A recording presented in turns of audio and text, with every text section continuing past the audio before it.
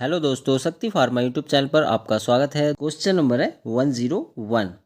Ammonium chloride is mainly used as. तो बताइएगा दोस्तों, जो अमोनियम क्लोराइड है मेनली यूज होता है as a antacid, as a expectorant, as a analgesic and as a antipyretic. तो हमारा जो करेक्ट आंसर हो जाएगा ऑप्शन बी, यानी एक्सपेक्टोरेंट। तो याद रखिएगा, जो अमोनियम क्लोराइड होता है ये हमारा एक्सपेक्टोरेंट के रूप में हम इसको यूज़ करते हैं। चलिए अब हम नेक्स्ट क्वेश्चन की ओर चलते हैं। क्वेश्चन नंबर है 102। The chemical formula of ammonium chloride is. तो बताइएगा दोस्तों, जो अमोनियम क्लोराइड का केमिकल फॉर्मूला क्या होता है। NH4OH है, NH4Cl है, या NH4NO3 है, या फिर NH4 2CO3 है। तो हमारा जो करेक्ट आंसर होगा ऑप्शन बी, यानी NH4Cl। नेक्स्ट देखते हैं। क्वेश्चन नंबर है 103।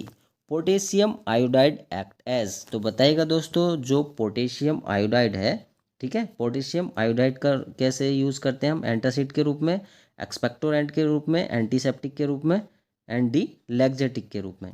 तो हमारा जो करेक्ट आंसर हो जाएगा ऑप्शन बी, यानी एक्सपेक्टोरेंट। ठीक है, तो जो पोटेशियम आयोडाइड है इसका यूज़ भी हम एक्सपेक्टोरेंट के रूप में करते हैं। अच्छा दोस्तों, आप ये बताइएगा, जो पोटेशियम आयोडाइड है इसका केमिकल फॉर्मूला क्या है, जल्दी से हमें कमेंट करिएगा। ठीक है, चलिए नेक्स्ट देखते हैं। नेक्स्ट है आपका 104। विच of the following is a सेलाइन expectorant. तो बताइएगा दोस्तों, निम्न में से सेलाइन एक्सपेक्टोरेंट कौन सा है। जिंक सल्फेट है, पोटेशियम आयोडाइड है, कॉपर सल्फेट है, या फिर सोडियम बाइकार्बोनेट है।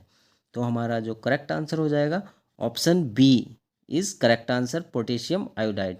पोटेशियम आयोडाइड जो है आपका वो सेलाइन एक्सपेक्टोरेंट होता है। चलिए अब हम नेक्स्ट क्वेश्चन की ओर चलते हैं। नंबर है 105। Ammonium carbonate is used as. तो बताइएगा दोस्तों, जो अमोनियम कार्बोनेट है वो यूज होता है किसके रूप में। एक्सपेक्टोरेंट के रूप में, एंटासिड के रूप में, एनाल्जेसिक के रूप में, या सेडेटिव के रूप में। तो इसका जो करेक्ट आंसर रहेगा ऑप्शन ए, यानी एक्सपेक्टोरेंट के रूप में। ठीक है, अच्छा दोस्तों, आप किसी भी एक एंटासिड का नाम बताइएगा जल्दी से, क्योंकि हम आपको एंटासिड पढ़ा चुके हैं। तो किसी भी एक एंटासिड का नाम आप हमें कमेंट करिएगा। ठीक है, चलिए अब नेक्स्ट देखते हैं। नंबर है 106। The chemical formula of ammonium carbonate is. तो बताइएगा दोस्तों, अमोनियम कार्बोनेट का केमिकल फॉर्मूला क्या होता है। ठीक है, तो ऑप्शन ए है आपका NH4 2CO3, NH4Cl, Na2CO3, and D है KHCO3। तो हमारा जो करेक्ट आंसर हो जाएगा ऑप्शन ए, यानी NH4 का ट्वाइस CO3। ये है हमारा chemical formula of ammonium carbonate. अच्छा दोस्तों, NH4Cl जो है ये किसका केमिकल फॉर्मूला है, जल्दी से हमें कमेंट करिएगा। चलिए नेक्स्ट क्वेश्चन देखते हैं। क्वेश्चन नंबर है 7। Which drug acts as an expectorant by increasing bronchial secretion. तो बताइएगा दोस्तों, निम्न में से कौन सी ड्रग है, ठीक है, जो कि क्या करती है, ब्रोंकियल सीक्रेशन को इंक्रीज करने का काम करती है।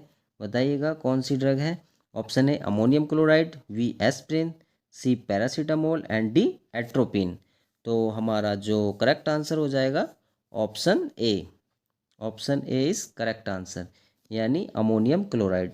अमोनियम क्लोराइड हमारा करेक्ट आंसर है। अच्छा दोस्तों, ये बताइए एस्प्रिन, एस्प्रिन का केमिकल नेम क्या होता है, जल्दी से हमें कमेंट करिएगा। ठीक है, नेक्स्ट है हमारा क्वेश्चन नंबर है 108। Emetics are drug that. तो इमेटिक्स दोस्तों कैसी ड्रग्स होती हैं ये हमें बताना है। हम आपको पढ़ा चुके हैं इमेटिक्स कैसी ड्रग होती हैं। इंड्यूस स्लीप, स्लीप को लाती हैं। प्रोड्यूस वॉमिटिंग, या वॉमिटिंग कराती हैं। रिड्यूस पेन, या दर्द को कम करती हैं। या फिर स्टॉप कफ, या फिर कफ को रोकती हैं। तो हमारा जो करेक्ट आंसर होगा ऑप्शन बी, यानी प्रोड्यूस वॉमिटिंग। ठीक है, तो याद रखिएगा इमेटिक्स जो हैं ऐसी ड्रग्स होती हैं जो कि वॉमिटिंग प्रोड्यूस करती हैं। ठीक है, स्पेशली पॉइजनिंग के केस में दिया जाता है इमेटिक्स। ठीक, नेक्स्ट क्वेश्चन की ओर चलते हैं। क्वेश्चन नंबर है 109।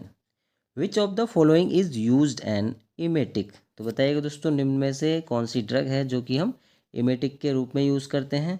कॉपर सल्फेट है, सोडियम क्लोराइड है, सोडियम सिट्रेट है, या फिर डी मैग्नीशियम सल्फेट है। तो इसका भी करेक्ट आंसर हो जाएगा ऑप्शन ए यानी कॉपर सल्फेट। ठीक है, कॉपर सल्फेट का दोस्तों फॉर्मूला आपको बताया था, जल्दी से आप कमेंट करें हमें। नेक्स्ट है 110, the chemical formula of copper sulphate pentahydrate is. तो बताइएगा दोस्तों निम्न में से कॉपर सल्फेट का केमिकल फॉर्मूला कौन सा है, बताएं जल्दी से।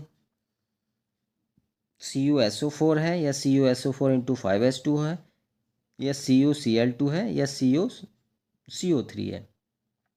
तो हमारा जो करेक्ट आंसर हो जाएगा ऑप्शन बी यानी CuSO4 × 5s2O हमारा करेक्ट आंसर हो जाएगा। चलिए अब हम नेक्स्ट क्वेश्चन की ओर चलते हैं। क्वेश्चन नंबर है 111, zinc sulphate is used as. तो बताइएगा दोस्तों जो जिंक सल्फेट है उसका यूज़ हम किस में करते हैं, एंटासिड के रूप में, इमेटिक के रूप में, एनाल्जेसिक के रूप में या फिर एंटीपायरेटिक के रूप में। तो हमारा करेक्ट आंसर हो जाएगा ऑप्शन बी यानी इमेटिक के रूप में हम इसका यूज़ करते हैं जिंक सल्फेट का। ठीक है, चलिए नेक्स्ट क्वेश्चन देखते हैं। नंबर हो जाएगा हमारा 112, the chemical formula of zinc sulphate. तो जिंक सल्फेट का केमिकल फार्मूला बताइएगा हमें क्या होता है। जिंक सल्फेट का केमिकल फार्मूला ZnSO4 है, ZnCl2 है या ZnCO3 है या ZnO है। तो हमारा जो करेक्ट आंसर हो जाएगा ऑप्शन ए यानी ZnSO4 इसका केमिकल फार्मूला हो जाएगा। ठीक है, चलिए नेक्स्ट क्वेश्चन की ओर चलते हैं। क्वेश्चन नंबर है आपका 113, which drug acts as a central emetic. तो निम्न में से कौन सी ड्रग है जो कि सेंट्रल इमेटिक के रूप में काम करती है। एपोमॉर्फिन है, कॉपर सल्फेट है, जिंक सल्फेट है या फिर सोडियम सिट्रेट है।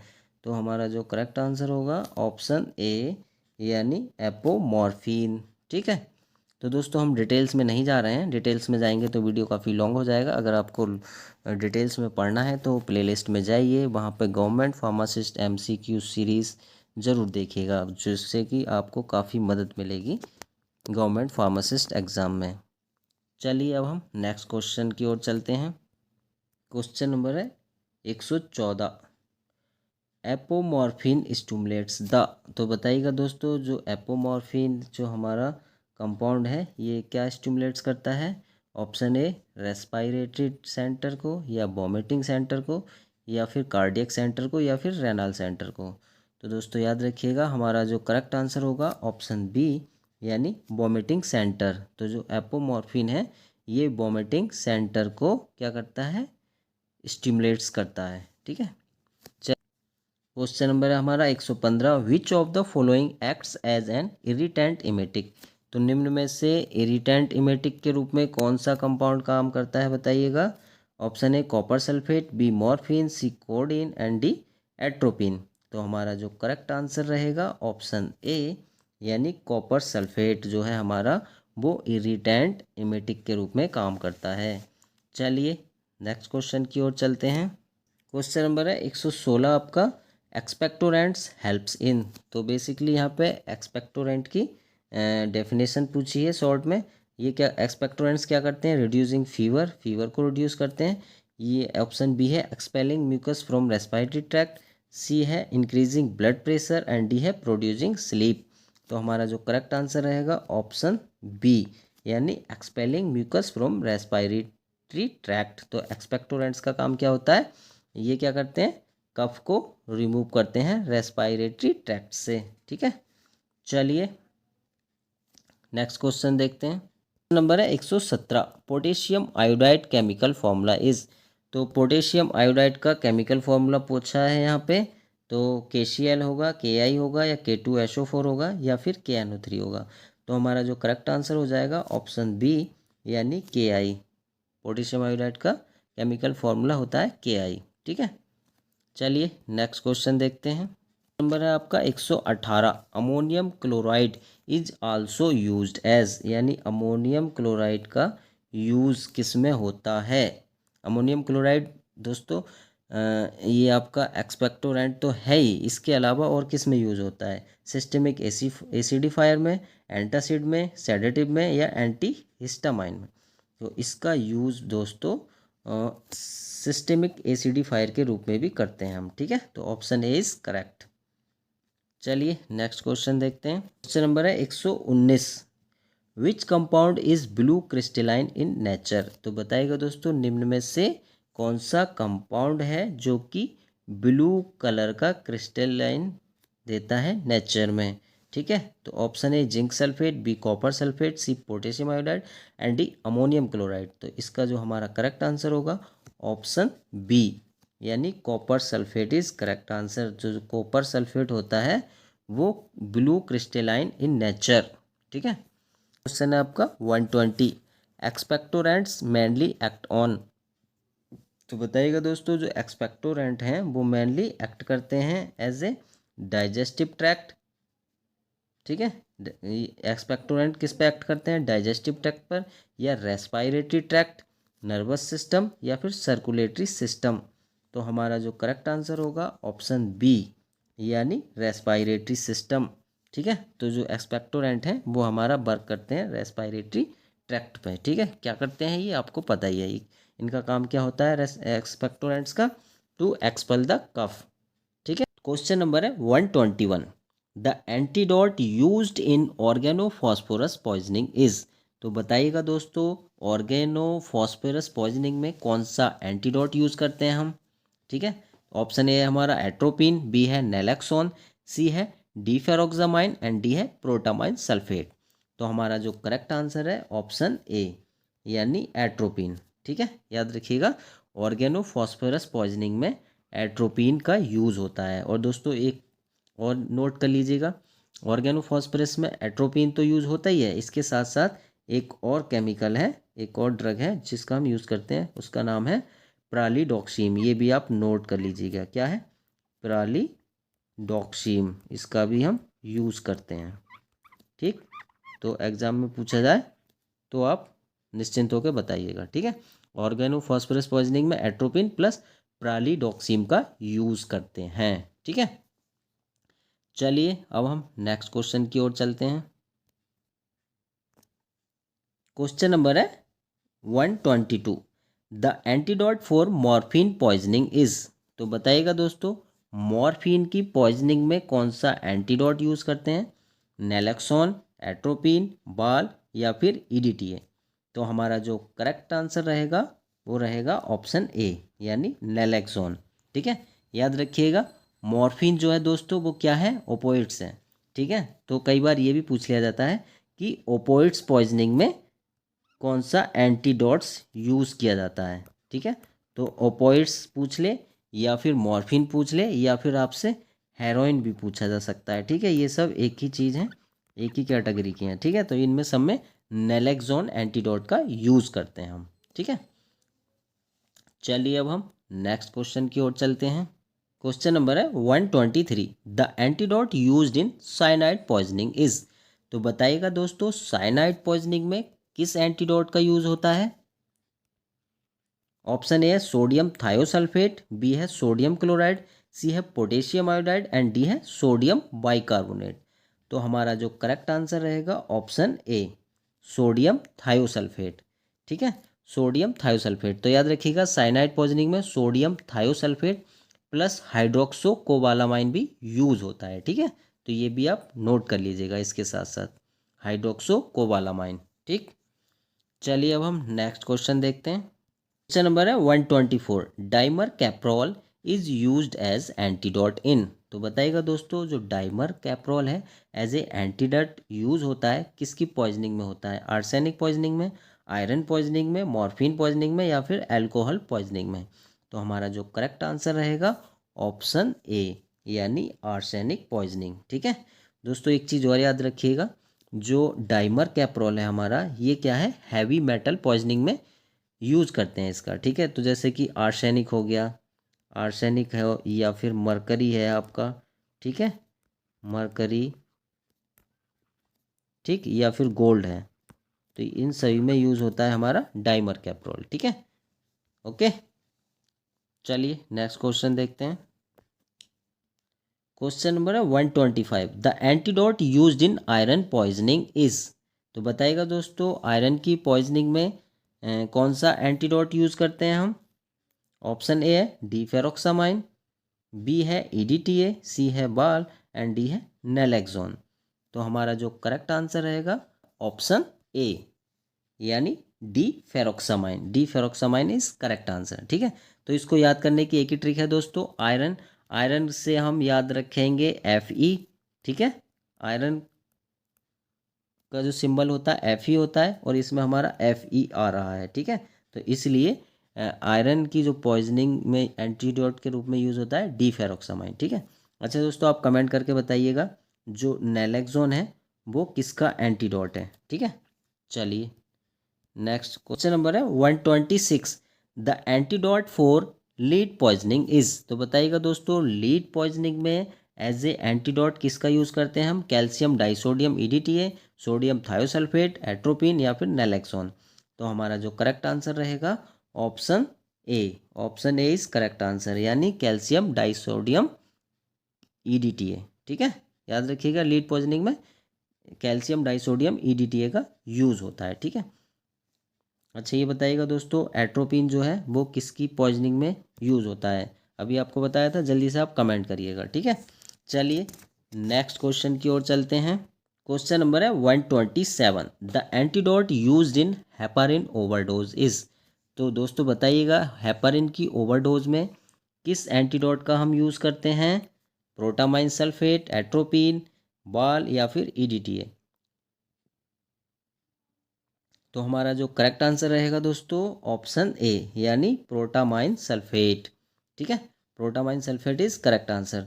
तो दोस्तों इसको याद करने की ट्रिक है, जैसे हेपारिन है तो दोस्तों HEP आ रहा है ना इसमें, तो P4 प्रोटामाइन याद रखिएगा, P4 प्रोटामाइन सल्फेट। ठीक है, तो इसको आप भूलोगे नहीं। ठीक है, अच्छा दोस्तों आप ये बताइएगा EDTA की फुल फॉर्म क्या होती है? जल्दी से आप हमें कमेंट करके बताइएगा। ठीक है, अगर आपको नहीं पता है तो गूगल से सर्च करके बताइए, लेकिन कमेंट जरूर कीजिएगा। ठीक है, चलिए नेक्स्ट क्वेश्चन की ओर चलते हैं। क्वेश्चन नंबर है 128 दोस्तों, बहुत ही मोस्ट इंपॉर्टेंट है ये, कई बार एग्जाम्स में पूछा गया है। ठीक है, activated charcoal act as a. तो जो एक्टिवेटेड चारकोल है वो कैसे एक्ट करता है? As a mechanical antidote, chemical antidote, physiological antidote या फिर none.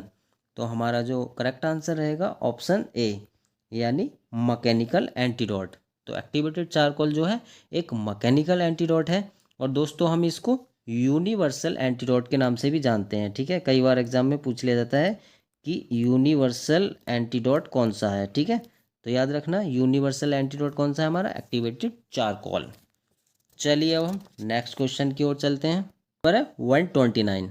Potassium permanganate act as a. तो बताइएगा जो पोटेशियम परमैंगनेट है वो कैसे एक्ट करता है? एज ए ऑक्सीडाइजिंग एजेंट या फिर रिड्यूसिंग एजेंट, चिलेटिंग एजेंट या फिर एड्जॉर्बेंट। तो हमारा जो करेक्ट आंसर होगा ऑप्शन ए यानी ऑक्सीडाइजिंग एजेंट। तो जो पोटेशियम परमैंगनेट है आपका ये ऑक्सीडाइजिंग एजेंट के रूप में काम करता है, पोटेशियम परमैंगनेट। ठीक है, इसका केमिकल फॉर्मूला क्या होता है? जल्दी से आप हमें कमेंट करें। ठीक, चलिए अब नेक्स्ट क्वेश्चन नंबर है 130। EDTA is mainly used in poisoning of. तो बताइएगा जो EDTA है वो किसकी पॉइजनिंग में यूज होता है? Option A heavy metals, B alcohol, C morphine and D cyanide. तो हमारा जो करेक्ट आंसर रहेगा ऑप्शन ए यानी हैवी मेटल्स। तो हैवी मेटल्स पॉइजनिंग में यूज होता है EDTA का। ठीक है, कई बार लीड पॉइजनिंग में पूछ लेता है। ठीक है, तो एक ही बात है, लीड पॉइजनिंग या फिर हैवी मेटल्स पॉइजनिंग में EDTA का यूज़ करते हैं हम। ठीक है, चलिए अब हम नेक्स्ट क्वेश्चन की ओर चलते हैं। क्वेश्चन नंबर है 131। The antidote used for methanol poisoning is. तो बताइएगा दोस्तों मेथनॉल पॉइजनिंग में कौन सा एंटीडोट यूज़ करते हैं? तो दोस्तों बहुत ही सिंपल है, मेथनॉल पॉइजनिंग में जो यूज़ करते हैं हम वो करते हैं इथानॉल। ठीक है, तो इथानॉल इसका करेक्ट आंसर हो जाएगा। ठीक है, तो दोस्तों आपसे रिक्वेस्ट है प्लीज़ वीडियो को लाइक ज़रूर कर दीजिएगा। ठीक है दोस्तों, लाइक कर दीजिएगा और चैनल को सब्सक्राइब भी कर दीजिएगा। ठीक, चलिए नेक्स्ट क्वेश्चन देखते हैं। अब क्वेश्चन नंबर है 132। Universal antidote contains. तो बताइएगा दोस्तों जो यूनिवर्सल एंटीडोट्स होता है उसमें क्या कंटेंस रहता है? एक्टिवेटेड चारकोल रहता है, मैग्नीशियम ऑक्साइड रहता है, टैनिक एसिड रहता है या फिर डी ऑल ऑफ दीज। तो इसका जो करेक्ट आंसर रहेगा हमारा ऑप्शन डी यानी ऑल ऑफ दीज। ठीक है, तो दोस्तों याद रखिएगा जो यूनिवर्सल एंटीडोट होता है, ठीक है, चारकोल, उसमें क्या रहता है, एक्टिवेटेड चारकोल के जो है हमारे 2 पार्ट्स रहते हैं, ठीक। और मैग्नीशियम ऑक्साइड का 1 पार्ट रहता है और टैनिक एसिड का भी 1 पार्ट रहता है। तो कई बार एग्जाम में ये भी पूछ लिया जाता है, तो इसको दोस्तों नोट कर लीजिएगा, ठीक है। Activated charcoal 2 part, magnesium oxide 1 part और टैनिक एसिड 1 पार्ट। चलिए अब हम नेक्स्ट क्वेश्चन देखते हैं। क्वेश्चन नंबर है 133, the ratio of component in universal antidote. तो बताइएगा दोस्तों, जो यूनिवर्सल एंटीडोट है उसका रेशियो क्या होता है। तो 2-1-1 या फिर 1-1-1 या फिर 3-1-1 या फिर 2-2-1। तो दोस्तों अभी आपको बताया था, इसका जो रेशियो होता है वो होता है 2:1:1, ठीक है। याद रखिएगा। तो अभी जैसा कि आपको बताया था, एक्टिवेटेड चारकोल के 2 पार्ट होते हैं, ठीक है। 1 पार्ट आपका मैग्नीशियम का होता है, मैग्नीशियम ऑक्साइड का, ठीक है, और 1 पार्ट होता है आपका टैनिक एसिड का, ठीक है। तो ये आप याद रखिएगा, ठीक। नेक्स्ट क्वेश्चन देखते हैं आप। क्वेश्चन नंबर है 134, the main component of universal antidote is. तो बताइएगा दोस्तों, जो मेन कंपोनेंट है यूनिवर्सल एंटीडोट का वो क्या है। एक्टिवेटेड चारकोल है, मैग्नीशियम ऑक्साइड है, टैनिक एसिड है या फिर सोडियम बाइकार्बोनेट। तो हमारा जो करेक्ट आंसर हो जाएगा ऑप्शन ए, यानी एक्टिवेटेड चारकोल। एक्टिवेटेड चारकोल जो है इसका मेन कंपोनेंट होता है, ठीक है दोस्तों, क्योंकि इसके 2 पार्ट होते हैं, ठीक है। और मैग्नीशियम ऑक्साइड का 1 पार्ट होता है और टैनिक एसिड का भी 1 पार्ट होता है, तो इसलिए ये एक्टिवेटेड चारकोल मेन पार्ट हुआ इसका, ठीक है। चलिए नेक्स्ट क्वेश्चन देखते हैं अब हम। क्वेश्चन नंबर है 135, antidote that neutralize poison by chemical reaction are called. तो बताइएगा दोस्तों, जो एंटीडोट पॉइजन को न्यूट्रलाइज कर देता है केमिकल रिएक्शन के द्वारा, उसको हम क्या कहते हैं। केमिकल एंटीडोट कहते हैं, मैकेनिकल एंटीडोट कहते हैं, या फिजियोलॉजिकल एंटीडोट कहते हैं, या फिर बायोलॉजिकल एंटीडोट कहते हैं। तो हमारा जो करेक्ट आंसर रहेगा ऑप्शन ए, यानी केमिकल एंटीडोट्स। क्वेश्चन नंबर है 136, antidotes that produce opposite pharmacological effect are called. तो बताइएगा दोस्तों, ऐसे एंटीडोट जो कि अपोजिट फार्माकोलॉजिकल इफेक्ट करते हैं, ठीक है, अपोजिट फार्माकोलॉजिकल इफेक्ट प्रोड्यूस करते हैं, तो उसको हम क्या कहेंगे। फिजियोलॉजिकल एंटीडोट कहेंगे, मैकेनिकल एंटीडोट कहेंगे, केमिकल एंटीडोट कहेंगे, या फिर फिजिकल एंटीडोट कहेंगे। तो हमारा जो करेक्ट आंसर हो जाएगा ऑप्शन ए, फिजियोलॉजिकल एंटीडोट, ठीक है। तो फिजियोलॉजिकल एंटीडोट क्या करते हैं दोस्तों, ये जो है अपोजिट फार्माकोलॉजिकल इफेक्ट करते हैं, ठीक है। चलिए अब हम नेक्स्ट क्वेश्चन देखते हैं। क्वेश्चन नंबर है 137, मिल्क एक्ट एज। तो बताइएगा दोस्तों, जो मिल्क है वो कैसे एक्ट करता है, as a mechanical antidote, as a chemical antidote, as a physiological antidote, या फिर एज ए चिलेटिंग एजेंट। तो इसका जो हमारा करेक्ट आंसर रहेगा ऑप्शन ए, यानी मैकेनिकल एंटीडोट। तो याद रखिएगा, जो मिल्क है हमारा एज ए मैकेनिकल, या फिर इसको हम फिजिकल एंटीडोट भी बोल देते हैं, ठीक है, एक ही बात है। मैकेनिकल या फिजिकल एंटीडोट एक ही बात है, ठीक है। चलिए अब हम नेक्स्ट क्वेश्चन देखते हैं। क्वेश्चन नंबर है 138, the antidote used in paracetamol overdose is. तो बताइएगा दोस्तों, पैरासीटामोल की ओवरडोज होने पर हम कौन सा एंटीडोट यूज़ करते हैं। ए है हमारा एन एसिटाइलसिस्टीन, बी है ईडीटीए, सी है बाल एंड डी है नेलेक्सोन। तो हमारा जो करेक्ट आंसर रहेगा ऑप्शन ए, यानी एन एसिटाइलसिस्टीन, ठीक है। और दोस्तों ईडीटीए जो है वो किसकी पॉइजनिंग में यूज़ होता है, वो होता है लेड की पॉइजनिंग में, ठीक है। और नेलेक्सोन जो होता है वो होता है हमारा ओपोइड्स पॉइजनिंग में। ओपोइड्स कौन कौन से होते हैं, ओपोइड्स आपके अभी हम बताए थे हमने, मॉर्फिन हेरोइन पॉइजनिंग में, ठीक है। चलिए नेक्स्ट देखते हैं। क्वेश्चन नंबर है 139, प्रालीडॉक्सीम यानी two PAM is used in poisoning of. तो बताइएगा दोस्तों, जो प्रालीडॉक्सीम है वो किसकी पॉइजनिंग में यूज होता है। Option A organophosphorus compound, B iron, C lead and D cyanide. तो हमारा जो करेक्ट आंसर रहेगा ऑप्शन ए, यानी ऑर्गेनोफॉस्फोरस पॉइजनिंग, ठीक है। ऑर्गेनोफॉस्फोरस पॉइजनिंग में प्रालीडॉक्सीम यूज होता है और दोस्तों एट्रोपिन भी यूज होता है, ठीक है। लीड पॉइजनिंग में दोस्तों अभी आपको बताया था, लीड पॉइजनिंग में क्या यूज़ होता है, EDTA यूज़ करते हैं हम, EDTA यूज़ करते हैं। साइनाइड पॉइजनिंग में दोस्तों आप कमेंट करके बताइएगा कौन सा एंटीडोट यूज़ किया जाता है, ठीक है। चलिए नेक्स्ट देखते हैं। नेक्स्ट है दोस्तों 140, antidotes mainly use to remove heavy metals from the body are called. तो बताइएगा दोस्तों कौन से एंटीडोट्स जो कि हैवी मेटल्स को रिमूव करते हैं, ठीक है, बॉडी से, वो क्या कहलाते हैं, chelating agent, oxidising agent, absorbents या रिड्यूसिंग एजेंट्स। तो हमारा जो करेक्ट आंसर रहेगा ऑप्शन ए, यानी चिलेटिंग एजेंट, ठीक है। तो याद रखिए जो चिलेटिंग एजेंट होते हैं उनका काम होता है दोस्तों बॉडी से हैवी मेटल्स को रिमूव करना, ठीक है, हैवी मेटल्स को। क्वेश्चन नंबर है 141, major intracellular cation in the body is. तो बताइएगा दोस्तों निम्न में से मेजर इंट्रासेलुलर इलेक्ट्रोलाइट्स कौन सा है। तो ऑप्शन ए है आपका sodium, B potassium, C calcium and D chloride. तो हमारा जो करेक्ट आंसर होगा ऑप्शन बी, यानी पोटेशियम, ठीक है। तो याद रखिएगा जो पोटेशियम है आपका वो इंट्रासेलुलर कैटायन है, यानी इलेक्ट्रोलाइट्स है, इंट्रासेलुलर इलेक्ट्रोलाइट्स है, कौन सा है, पोटेशियम। चलिए अब हम नेक्स्ट देखते हैं। नेक्स्ट है आपका 142, major extracellular cation in body fluid.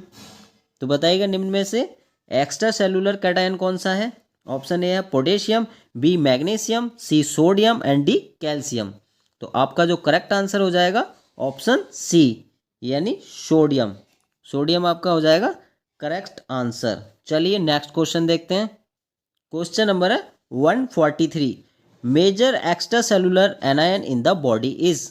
तो बताइएगा दोस्तों निम्न में से एक्स्ट्रा सेलुलर एनायन कौन सा है बॉडी के अंदर।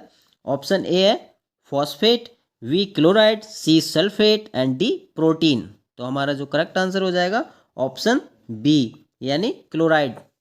चलिए नेक्स्ट क्वेश्चन देखते हैं।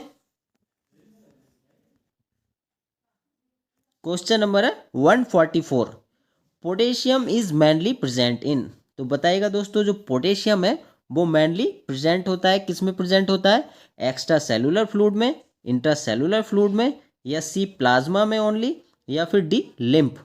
तो हमारा जो करेक्ट आंसर हो जाएगा ऑप्शन बी, यानी इंट्रासेलुलर फ्लूइड। तो याद रखिएगा जो हमारा पोटेशियम है वो है हमारा इंट्रासेलुलर फ्लूइड है, ठीक है। चलिए अब हम नेक्स्ट देखते हैं। क्वेश्चन नंबर है 145, सोडियम मेनली रेगुलेट्स। तो बताइएगा दोस्तों जो सोडियम है आपका वो मेनली किसको रेगुलेट्स करता है। तो ऑप्शन ए है ऑस्मोटिक प्रेशर और एक्स्ट्रा सेलुलर फ्लूइड, बी है इंट्रासेलुलर एंजाइम एक्टिविटी, सी है प्रोटीन सिंथेसिस एंड डी है वॉन ग्रोथ। तो हमारा जो करेक्ट आंसर रहेगा ऑप्शन ए, ठीक है, यानी जो सोडियम है हमारा वो क्या करता है, osmotic pressure of extra cellular fluid, इसको हमारा रेगुलेट करता है। चलिए अब हम नेक्स्ट क्वेश्चन देखते हैं। क्वेश्चन नंबर है 146, कैल्शियम इज इम्पोर्टेंट फॉर। तो बताइएगा दोस्तों जो कैल्शियम है किसके लिए इम्पोर्टेंट है। Option A blood clotting, B muscle contraction, C nerve transmission and D all of these. तो हमारा जो करेक्ट आंसर रहेगा option D, option D is correct answer, all of these. तो याद रखिएगा जो हमारा कैल्शियम है ये क्या करता है, ब्लड क्लॉटिंग में हमारी हेल्प करता है, ठीक है, मसल कॉन्ट्रैक्शन में भी हेल्प करता है और नर्व ट्रांसमिशन में भी हमारी हेल्प करता है। तो ठीक है ये कैल्शियम के इंपॉर्टेंट रोल हैं, तो इसको आप नोट कर लीजिएगा, ठीक है। चलिए नेक्स्ट क्वेश्चन देखते हैं। नेक्स्ट है आपका 147, बाइकार्बोनेट आयन मेनली मेंटेन्स। तो बताइएगा जो बाइकार्बोनेट आयंस होते हैं ये मेनली मेंटेन करते हैं, किसको मेंटेन करते हैं, वाटर बैलेंस को, एसिड बेस बैलेंस को, ऑस्मोटिक प्रेशर को, या फिर एंजाइम एक्टिविटी को। तो इसका जो करेक्ट आंसर रहेगा ऑप्शन बी, यानी एसिड बेस बैलेंस। तो याद रखिएगा बॉडी के अंदर एसिड बेस बैलेंस को मेंटेन करने का काम करता है बाइकार्बोनेट। चलिए नेक्स्ट देखते हैं। क्वेश्चन नंबर है 148, मैग्नीशियम मेनली एक्ट एज। तो बताइएगा दोस्तों जो मैग्नीशियम है मेनली एक्ट करता है as a enzyme activator, as a hormone, as a vitamin, या फिर एज ए प्रोटीन। तो हमारा जो करेक्ट आंसर रहेगा option A, option A is correct answer. ठीक है, तो जो मैग्नीशियम है हमारा ये क्या करता है, एंजाइम एक्टिवेटर का काम करता है। चलिए नेक्स्ट देखते हैं क्वेश्चन नंबर 149।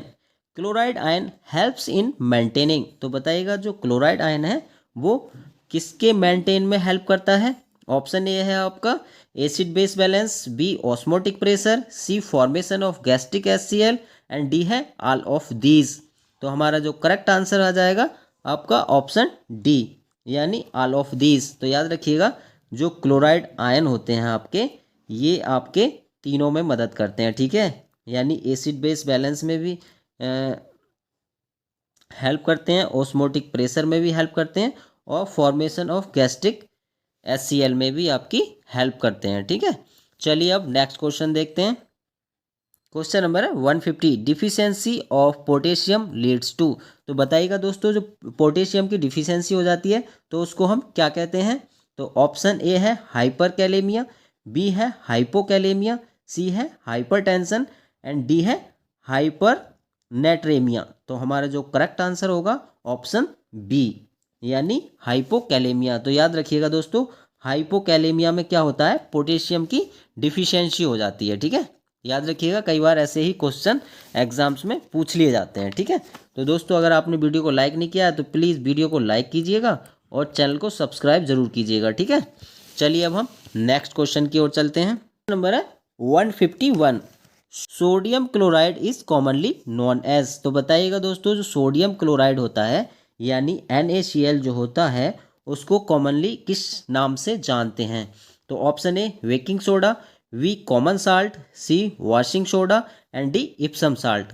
तो आपका जो करेक्ट आंसर होगा ऑप्शन बी, यानी कॉमन साल्ट। ठीक है, तो NaCl जो होता है ये हमारा कॉमन साल्ट के नाम से इसको हम जानते हैं। ठीक है, तो ये नोट कर लीजिएगा दोस्तों हम ज़्यादा डिटेल्स में नहीं जा रहे हैं, डिटेल्स में जाएंगे तो वीडियो काफ़ी लंबा हो जाएगा।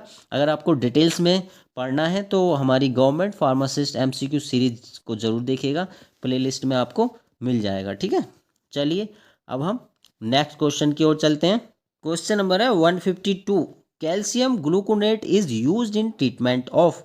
तो बताइएगा दोस्तों जो कैल्शियम ग्लूकोनेट होता है वो किसके ट्रीटमेंट में हम यूज़ करते हैं। ऑप्शन ए कैल्सीमिया, बी है हाइपर कैलेसीमिया एंड सी है हाइपोकैलेमिया एंड डी है hyper natremia.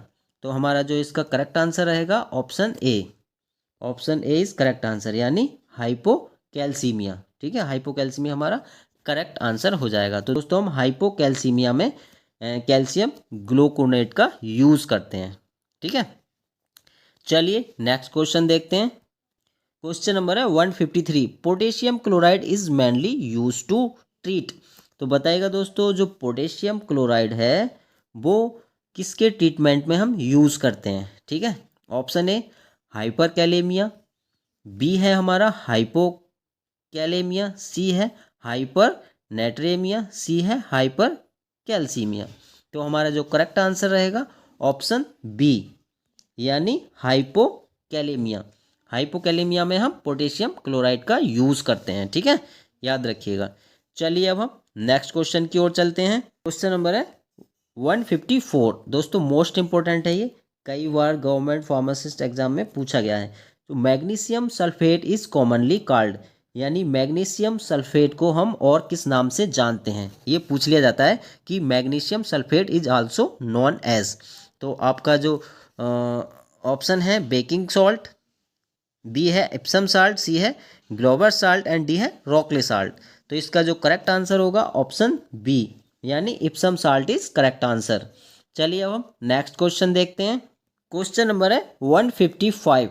Sodium bicarbonate act as. तो बताइएगा दोस्तों जो सोडियम बाइकार्बोनेट है वो एक्ट करता है as a antacid, as a buffer, as a systemic alkalizer या फिर डी ऑल ऑफ दीज। तो हमारा जो करेक्ट आंसर हो जाएगा ऑप्शन डी, यानी ऑल ऑफ दीज। तो याद रखिएगा sodium bicarbonate as a antacid भी काम करता है, एज ए बफर भी काम करता है और एज ए सिस्टेमिक एल्कलाइजर भी काम करता है। तो ये तीनों पॉइंट नोट कर लीजिएगा, सोडियम का बाइकार्बोनेट से रिलेटेड है। ठीक है, चलिए अब हम नेक्स्ट क्वेश्चन की ओर चलते हैं। नेक्स्ट क्वेश्चन है आपका 156। Phosphate ion mainly present in. तो बताइएगा जो फॉस्फेट आयन होते हैं वो मेनली प्रेजेंट होते हैं, किस में होते हैं, इंट्रासेलुलर फ्लूइड में, बी प्लाज्मा में, सी ब्लड सीरम में या फिर लिम्फ में। तो हमारा जो करेक्ट आंसर होगा ऑप्शन ए यानी इंट्रासेलुलर फ्लूइड। तो याद रखिएगा जो फॉस्फेट है हमारा वो इंट्रासेलुलर फ्लूइड है, ठीक है, यानी ICF है ये इंट्रासेलुलर फ्लूइड। ठीक, चलिए नेक्स्ट क्वेश्चन की ओर चलते हैं। क्वेश्चन नंबर है 157, कैल्शियम डिफिशियंसी काउजेस। तो बताइएगा दोस्तों कैल्शियम की कमी के कारण कौन सी डिसीज हो जाती है, जल्दी से बताइए, बहुत सिंपल है ये, आपको पता ही होगा। तो ऑप्शन ए है रिकेट्स, बी स्कर्वी है, सी नाइट ब्लाइंडनेस है एंड डी बेरी है।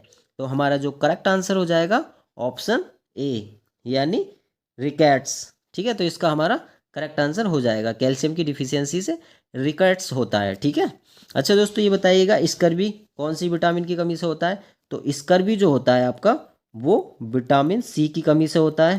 ठीक, और नाइट ब्लाइंडनेस जो होता है वो आपका विटामिन ए की कमी से होता है। ठीक, अच्छा दोस्तों ये बताइएगा जो बेरी है वो किस विटामिन की कमी से होता है, जल्दी से हमें आप कमेंट करके बताइएगा। चलिए अब हम नेक्स्ट क्वेश्चन की ओर चलते हैं।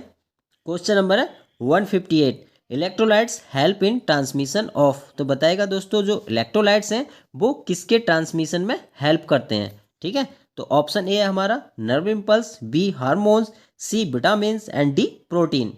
तो हमारा जो करेक्ट आंसर हो जाएगा ऑप्शन ए यानी नर्व इम्पल्सिस। तो याद रखिएगा इलेक्ट्रोलाइट्स जो होते हैं वो ट्रांसमिशन ऑफ नर्व इम्पल्सिस में हेल्प करते हैं। ठीक है, चलिए नेक्स्ट क्वेश्चन देखते हैं।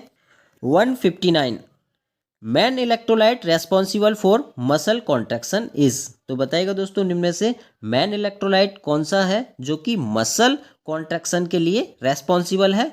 Option A calcium, B sodium, C chloride and D sulphate. तो हमारा जो करेक्ट आंसर होगा ऑप्शन ए यानी कैल्शियम।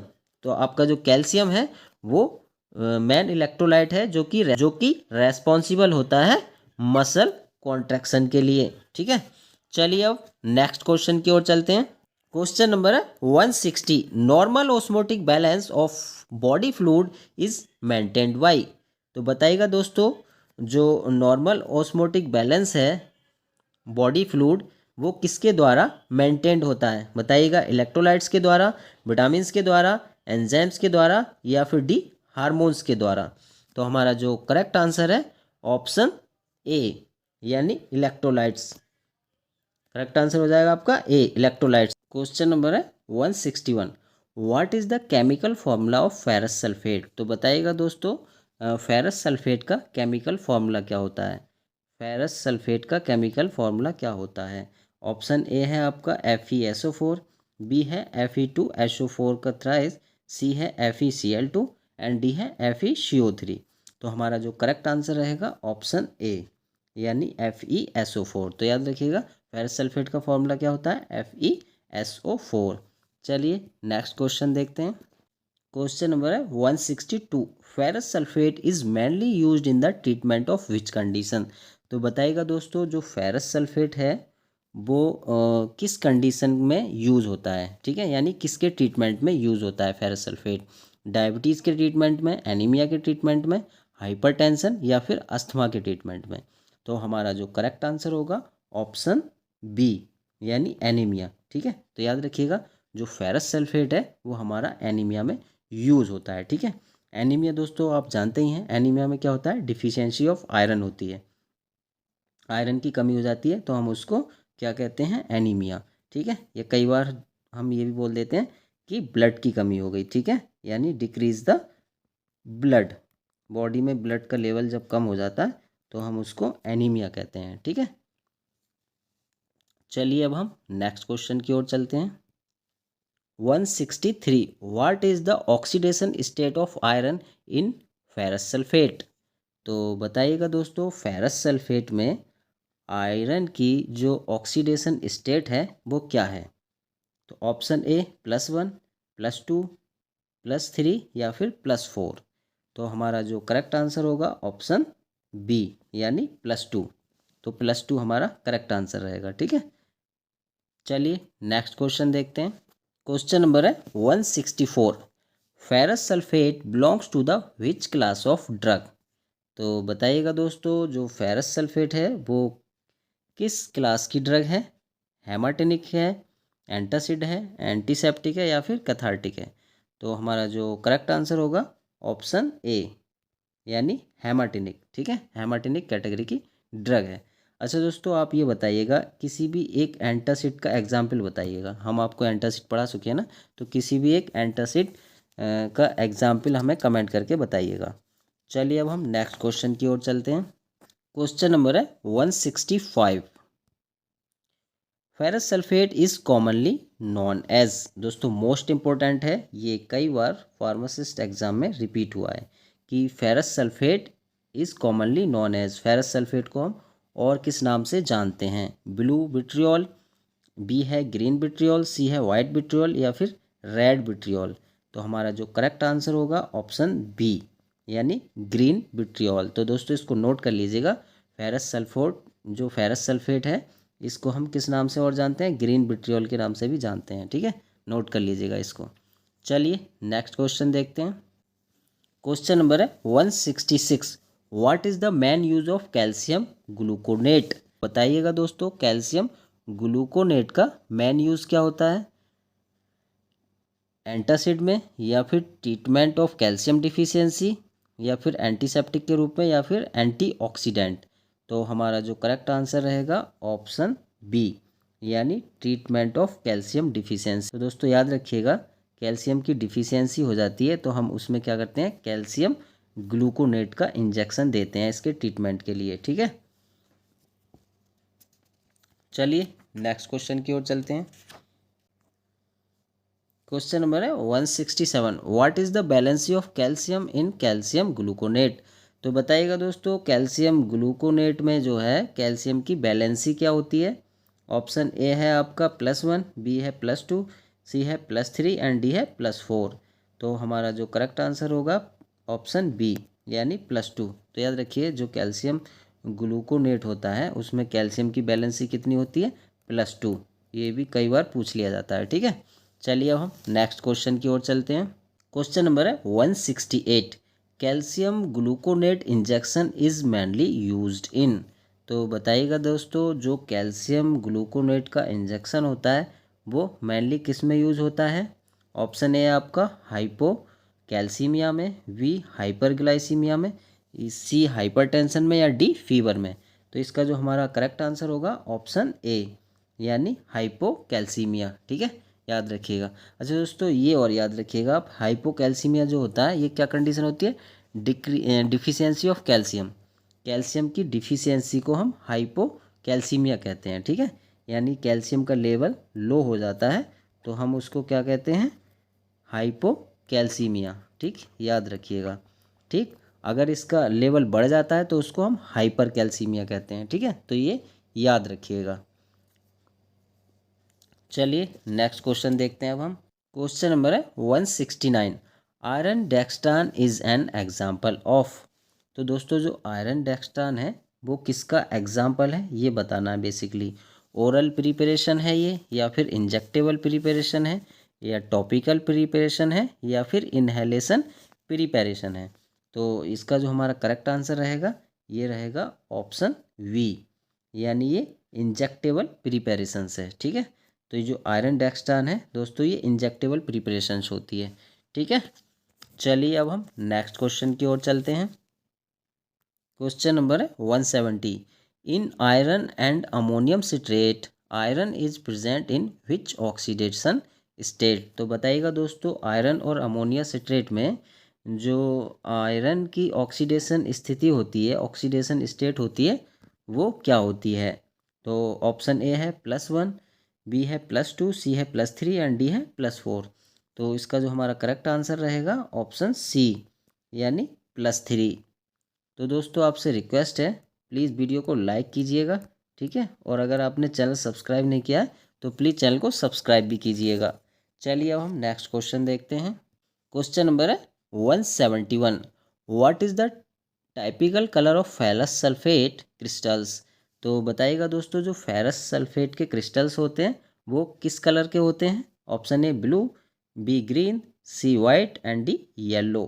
तो इसके जो क्रिस्टल्स होते हैं दोस्तों वो होते हैं हमारे ग्रीन कलर के। तो ऑप्शन बी हमारा जो है करेक्ट आंसर हो जाएगा।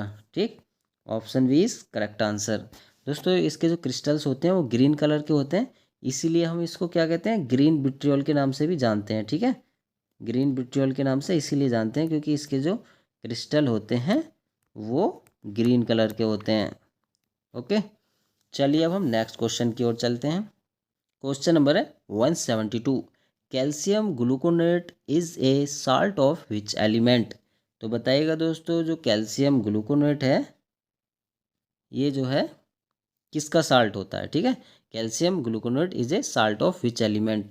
जो कैल्शियम ग्लूकोनेट है वो किस एलिमेंट का साल्ट है बताइए। आयरन का है, कैल्शियम का है, सोडियम का है या फिर पोटेशियम का है।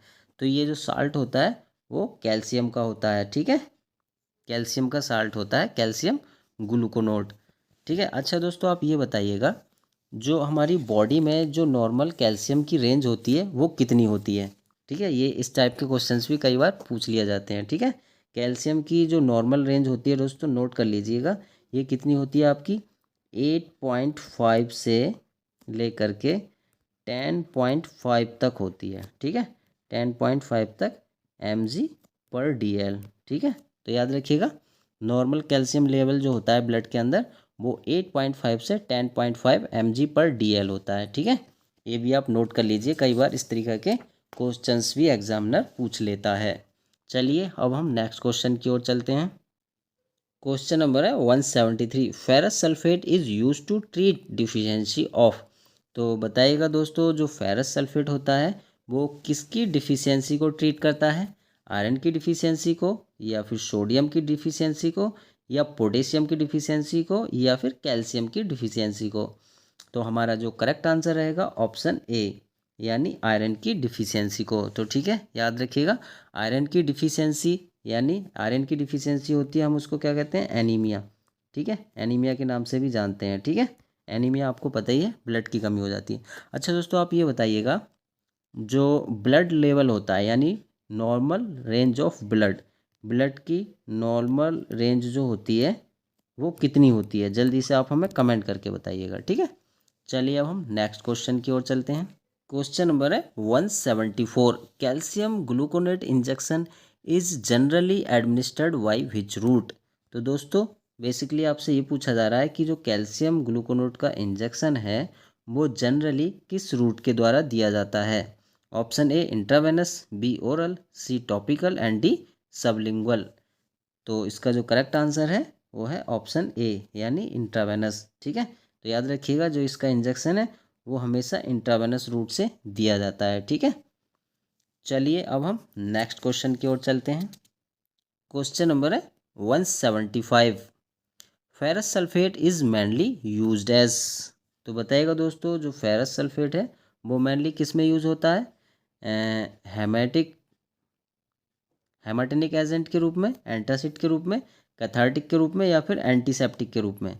तो हमारा जो करेक्ट आंसर है ऑप्शन ए, यानी हेमाटिनिक एजेंट के रूप में फेरस सल्फेट यूज होता है। ठीक है दोस्तों, हम ज़्यादा डिटेल्स में नहीं जा रहे हैं, अगर डिटेल्स में जाएंगे तो वीडियो काफ़ी लंबा हो जाएगा। दोस्तों अगर आपको डिटेल्ड वीडियो देखनी है तो प्लेलिस्ट में जाइए, गवर्नमेंट फार्मासिस्ट एमसीक्यू सीरीज़ देखिएगा, वो आपके लिए काफ़ी महत्वपूर्ण रहने वाली है, जो कि हमने आपके लिए बिल्कुल फ्री ऑफ कॉस्ट बनाई है।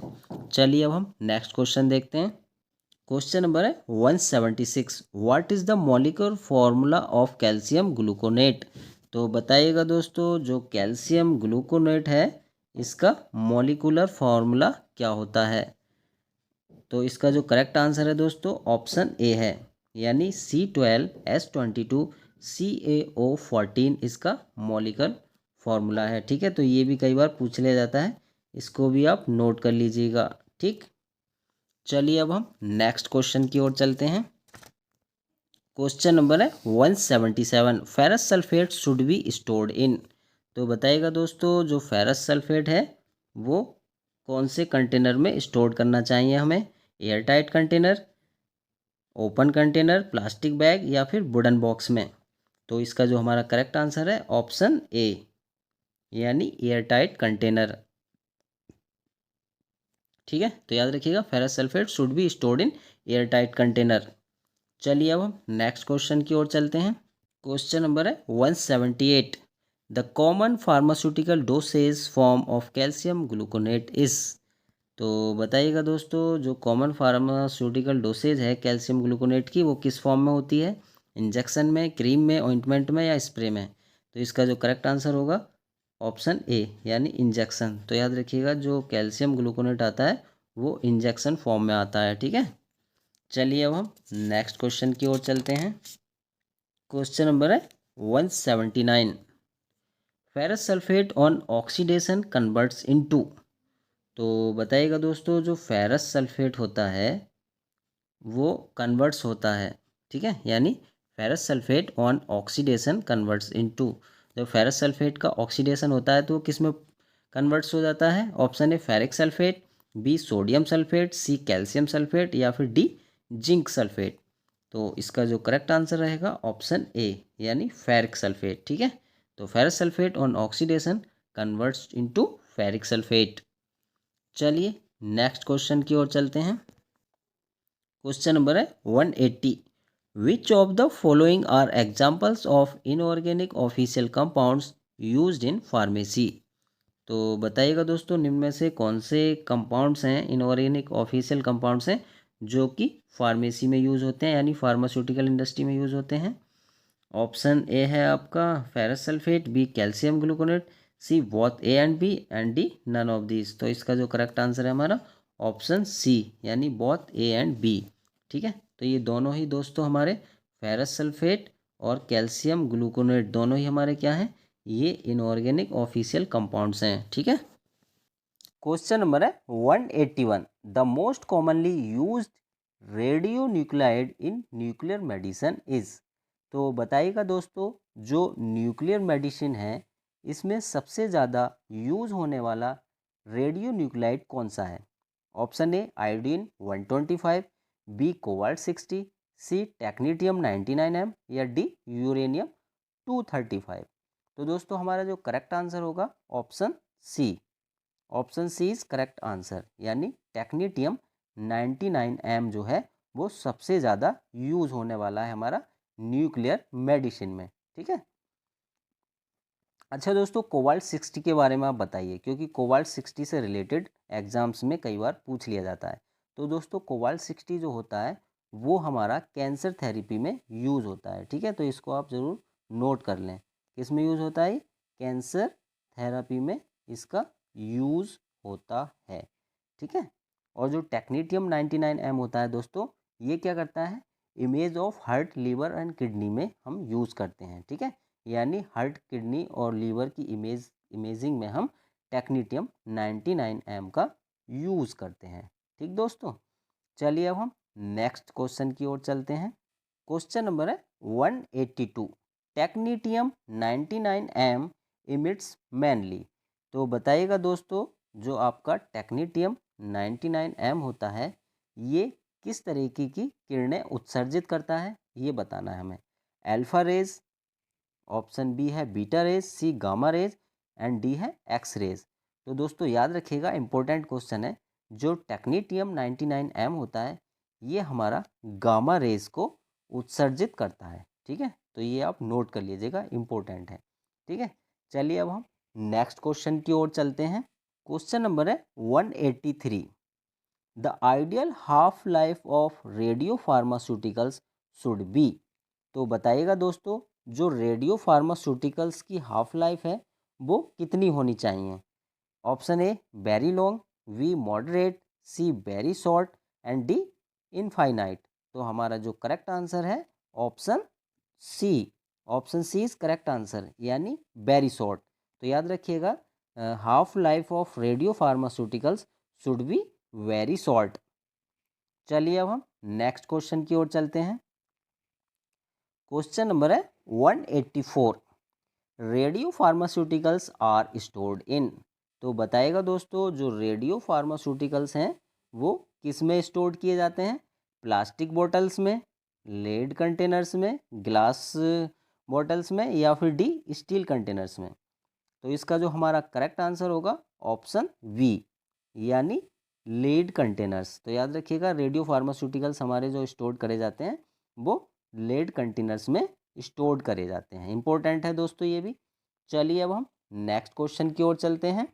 क्वेश्चन नंबर है आपका 185, आयोडीन 131 इमिट्स। तो ये भी दोस्तों इंपॉर्टेंट क्वेश्चन है, इसको भी आप नोट कर लीजिएगा। ये पूछ रहा है कि जो आयोडीन 131 है ये किस प्रकार की किरणों का उत्सर्जन करता है। Alpha rays, option B beta and gamma rays, C only gamma rays and D only beta rays. तो हमारा जो करेक्ट आंसर होगा ऑप्शन वी, ठीक है, यानी बीटा एंड गामा रेज।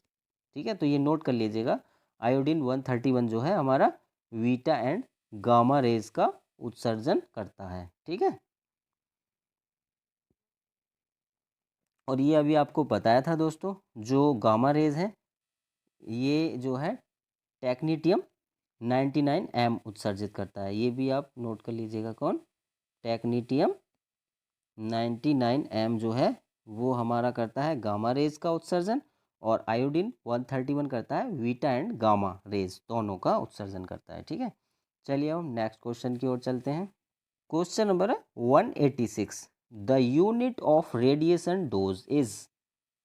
तो बताइएगा दोस्तों, रेडिएशन डोज की जो यूनिट होती है वो क्या होती है। Option A becquerel, B gray, C metre and D kelvin.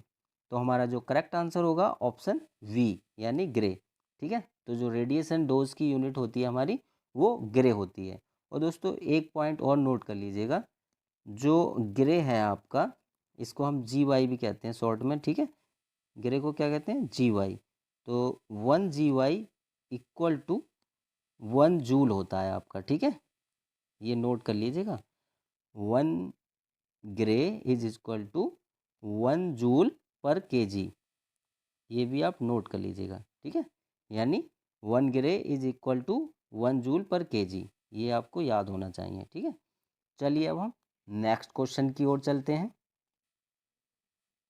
Question number है 187, radio pharmaceuticals are mainly detected by. तो बताइएगा दोस्तों, जो रेडियो फार्मास्यूटिकल्स होते हैं वो किसके द्वारा डिटेक्टेड होते हैं, ये बताना है हमें। Microscope, B gamma camera, C thermometer and D ECG. तो हमारा जो करेक्ट आंसर होगा ऑप्शन बी, यानी गामा कैमरा। ठीक है, तो गामा कैमरा हमारा करेक्ट आंसर रहेगा।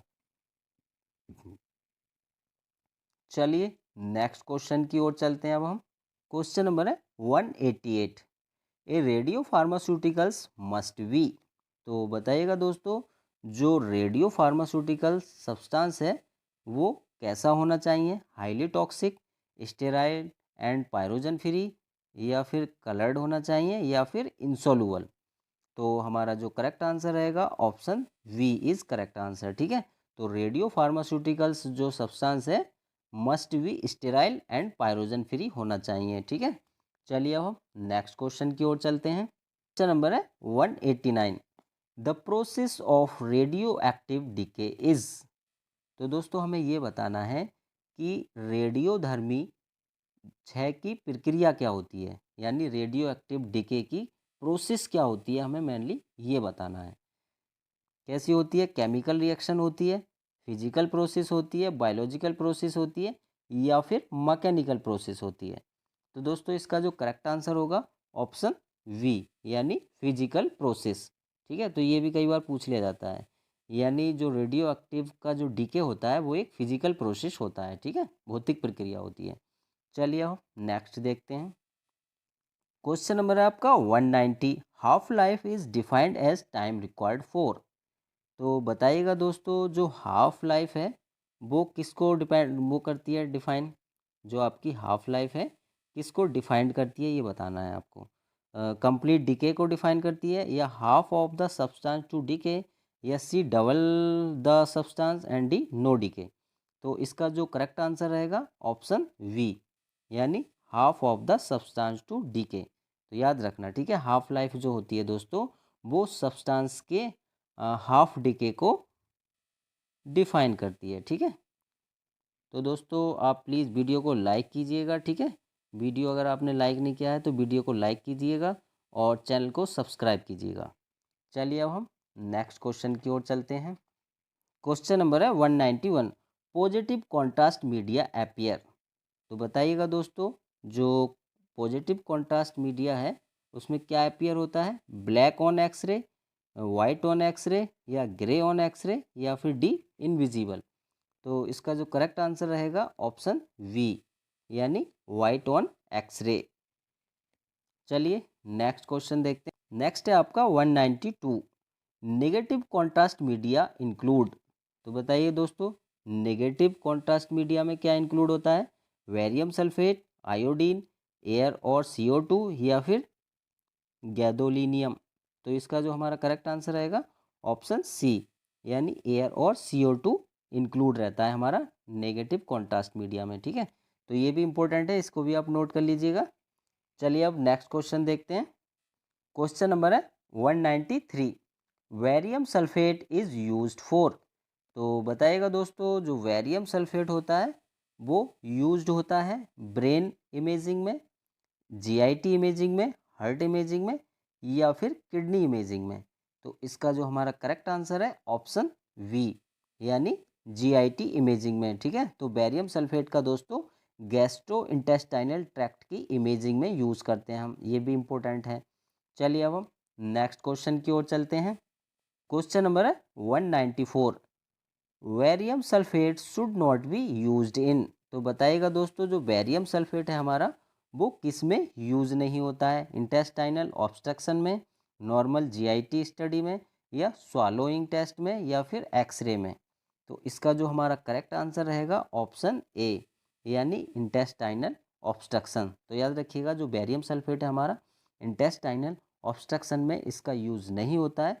बाकी normal GIT study, swallowing test और एक्सरे में हम बेरियम सल्फेट का यूज़ करते हैं। ठीक है, चलिए अब हम नेक्स्ट क्वेश्चन की ओर चलते हैं।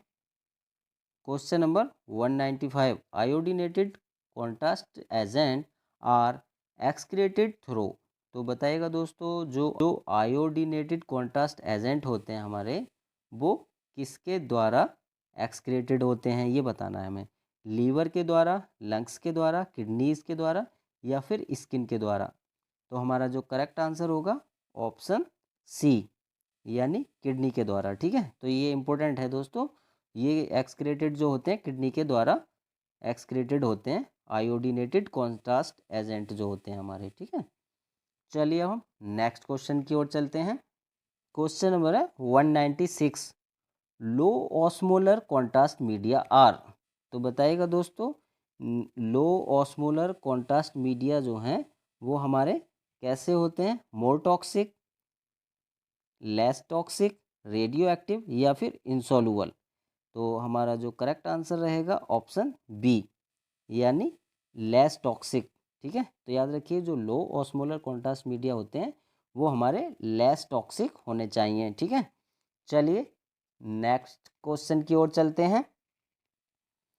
क्वेश्चन नंबर है 197, गैदोलीनियम इज कॉन्ट्रा इंडिकेटेड इन।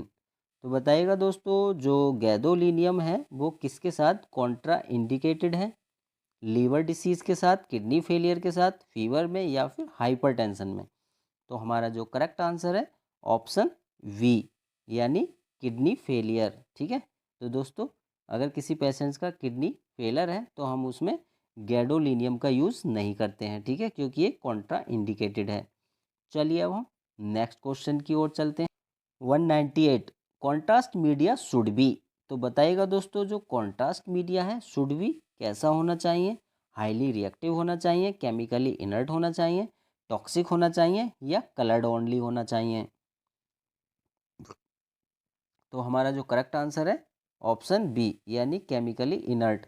तो दोस्तों, जो कॉन्ट्रास्ट मीडिया है should be chemically inert, chemically inert होना चाहिए। ठीक है दोस्तों, हम ज़्यादा डिटेल्स में नहीं जा रहे हैं। अगर आपको डिटेल्स में पढ़ना है तो दोस्तों प्लेलिस्ट में जाइए, वहाँ पर गवर्नमेंट फार्मासिस्ट MCQ सीरीज़ को देखिए, वो आपके लिए हमने फ्री ऑफ कॉस्ट बनाई है। तो जल्दी से जाइए दोस्तों, उसको एक बार ज़रूर देखिएगा।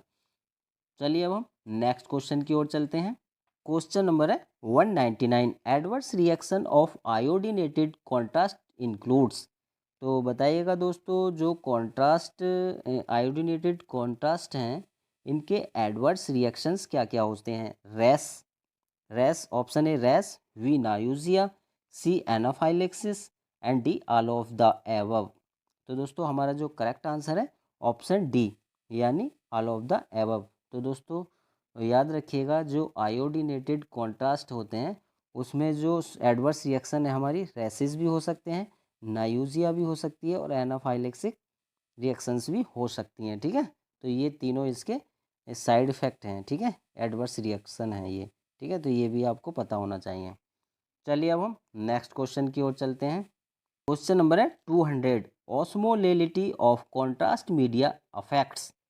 तो बताइएगा दोस्तों जो कॉन्ट्रास्ट मीडिया की ऑस्मोलेलिटी होती है वो अफेक्ट्स करती है टेस्ट को, टॉक्सिसिटी को, कलर को या फिर ऑर्डर को।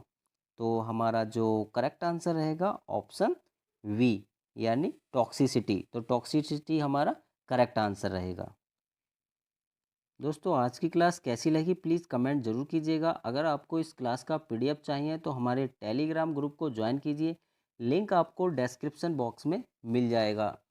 दोस्तों अगर आपने अभी तक चैनल सब्सक्राइब नहीं किया है तो प्लीज़ चैनल को सब्सक्राइब कीजिएगा और वीडियो को लाइक एंड शेयर करना नहीं भूलिएगा। सो प्लीज़ दोस्तों stay healthy and take care. Thank you for watching.